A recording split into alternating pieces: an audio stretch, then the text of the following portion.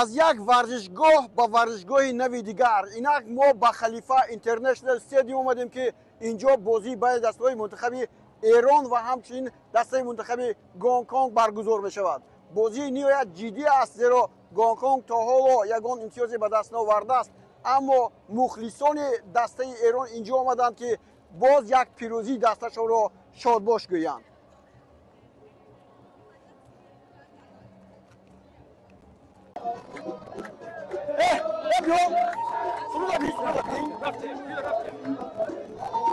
سرود ایرانی رو هم بشنوید. ما نزدیک بشیم اما پیش از همه با مخلصان صحبت بکنیم. خب از دسته منتخب ایران چرا اینجوری هستید کدام؟ ایران قهرمانه. منتخب هم نیست، قهرمانه. بویحلا ایرانی قهرمان بویحلا واحنا نحبه بویحلا ايراني بالقلب بويحلا. يعطيك العافيه. هذه يصير باللغه العربيه، باللغه اللازمه، باللغه الفارسيه. لا ایران خوزستان آواز. بله بچه ها در حقیقت در خوزستان ایرانی عرب ها زندگی میکنن. من خیلی عرب بازیگران شنیدم. یا حبیبی از خوزستان. آواز حبیبی. آواز ایرانی قهرمان. ایرانی ها حمله کنید، بیاور شیر زمین. بچه ها حمله کنید، بیاور شیر زمین.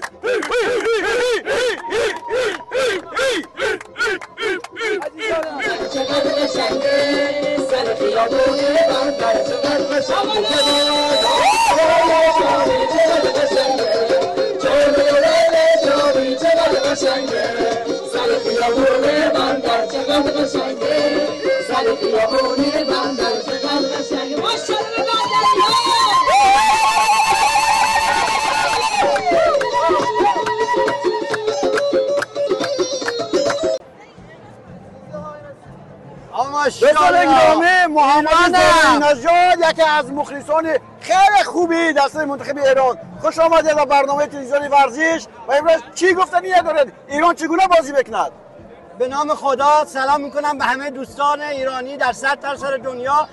امسال انشالله این دفعه جام با آسیا مال ماست، جام مال ایرانه. این با امشب هم که این بازی داریم انشالله هنگ کنگ میزنیم که بازی زیاد سختی نداریم، ولی به امید خدا میریم برای فینال. ما داریم سعی میکنیم برسیم به فینال. با فینال با کی باز بکنیم؟ با هر کی بیفتیم ما بردیم. همه میگفتن که ژاپنی ها امروز ژاپن را برد. ژاپن دیگه خلاص شده نیست، الان فقط ایران. الان جانم بگو. گاه سرود میخوند. چه سرود میخوند ایران؟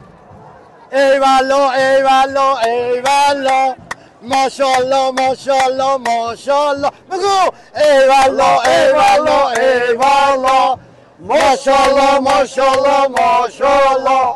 یک دو سه ایران، یک دو سه ایران، یک دو سه ایران.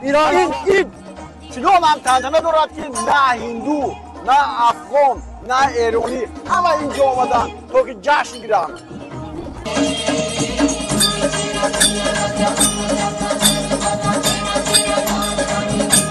آیا درد به نزدیکان شما ناراحتی ایجاد می کند؟ فوراً غمخوری خیش ملهمی پردیفن اکتیو را استفاده برید. فرمولای ملهمی پرتاثیر زود به بافته وارد شده درد را سبک می سازد. عزیزان شما با این ملهم دوباره از زندگی لذت می برند. غمخوری شما این ملهمی پردیفن اکتیو. Oh, good evening, girls. Are you fans of Hong Kong? Yeah! Oh, very nice. Hong Kong! Hong Kong? Yeah! Iran not so strong?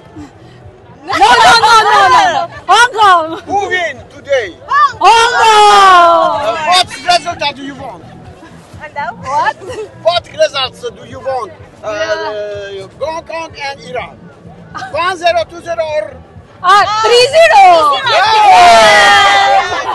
Okay, thank you very much. Thank you!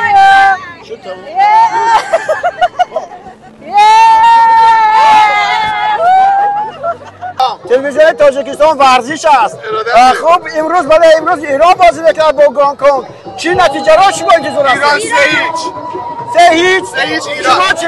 ایران 3-0. فوتبال را خوب دوست دارید شما؟ Yes. player. چی تو بازی کن هستی تو؟ در کجا بازی میکنی؟ مدرسه فارسی نمیدونی بلد نیستی؟ عربی؟ فارسی صحبت کن. فارسی صحبت میکنم چرا نه؟ هتریک طارمی. سلام باش. طارمی هتریک میزنه. مهدی طارمی با ایتالیا میره تو میدونی؟ آره. سلامت باش. بیا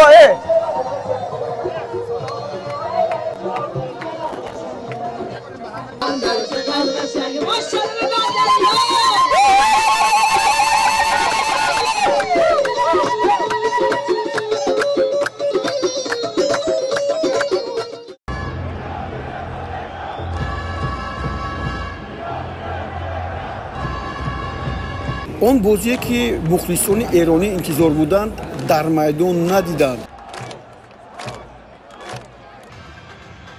برابر شروع شدن بازی فوتبال بازی دسته گونگ کنگ فشار رو به دروازه دسته منتخب ایران خیلی زیاد کردند و محض اینجا علیرضا بیرانوند بود که از حمله های نهایت مشکلی فوتبال بازی دسته گونگ کنگ دروازه رو حمایت کرد.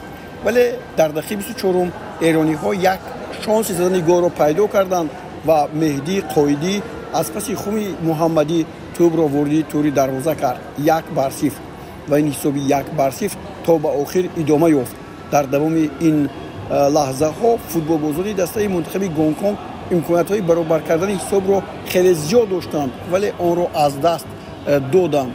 همچنین اگر گوییم که فوتبال بازی دسته ایران خاموش نشستند و هجوم نکردند، نه، بود لحظه که مهدی طارمی توپ را با ستون دروازه کوفت و دیگر فوتبال بازی دسته منتخب ایران نتوانستند که در این بازی پیشرفت باشند، برتر باشند، هم در بازی و هم در حساب پیشرفت بودند اما در بازی دیگر حالت ها رو به وجود آوردن نتوانستند. یعنی این بازی نشون داد که دسته منتخب ایران رو هم دیگر دسته ها مغلوب کرده میتوانند.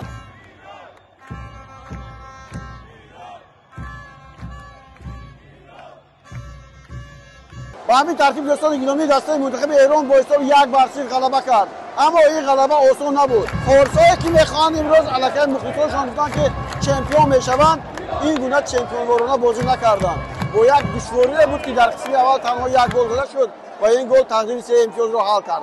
من فکر میکنم که مخلصان قناعتمند شاید نبودند. چی میگن آنها؟ فکر میکنم یک بازی بسیار دشوار بود. بله، ما بازی خوبی رو انجام ندادیم و راضی نبودیم. اگرچه بازی رو بردیم ولی از بازی راضی نبودیم اصلا. با همین بازی قهرمان شده ممکن است؟